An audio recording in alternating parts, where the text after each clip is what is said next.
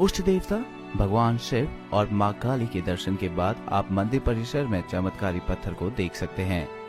मान्यता है कि इस पत्थर को उठाने वाले की मनोकामना पूरी होती है। कि अगर कोई दिल में तमन्ना है और अगर इस पत्थर को उठाया जाए तो तमन्ना अगर पूरी होनी है तो ये पत्थर आसानी से उठ जाता है, और अगर नहीं होनी तो ये पत्थर नहीं उठता। मुझे बता रहे थे इस्लामी भाई कि 10-12 साल का बच्चा अपने वालिद साहब के साथ यहाँ आया, बच्चे से ये पत्थर आसानी से उठ गया, वालिद साहब ना उठा सके।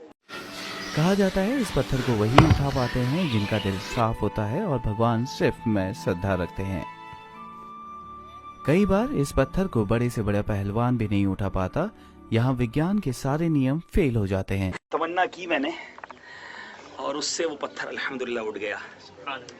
दूसरी इल्तिजा की और जो दिल में ख्वाहिश थी वो पत्थर नहीं उठा। पीछे भीम पत्थर है, तो कहा जाता है जिसका मन साफ होता है वो कर लेता है। ये बस बोलने वाली बात है, लेकिन काफ़ी अच्छी, बहुत स्ट्रेंथ चाहिए इसकी। बहरहाल अल्हम्दुलिल्लाह अपनी आंखों से मैंने तो मुशाहिदा कर लिया है।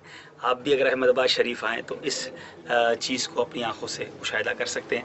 और ये लोग अल्लाह के सिवा ऐसी चीजों की परस्तिश करते हैं जो न इनका कुछ बिगाड़ ही सकती हैं और न कुछ भला ही कर सकती हैं, और कहते हैं कि ये अल्लाह के पास हमारी सिफारिश करने वाले हैं।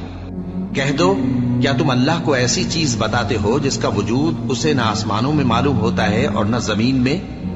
वो पाक है और उसकी शान उनके शिर्क करने से बहुत बुलंद है। क्या इन्होंने अल्लाह के सिवा और सिफारिशी बना लिए हैं? कहो कि खा वो किसी चीज का भी इख्तियार न रखते हों और न कुछ समझते ही हों, तब भी कह दो कि सिफारिश तो सब अल्लाह ही के इख्तियार में है। उसी के लिए आसमानों और जमीन की बादशाहत है, फिर तुम उसी की तरफ लौट कर जाओगे।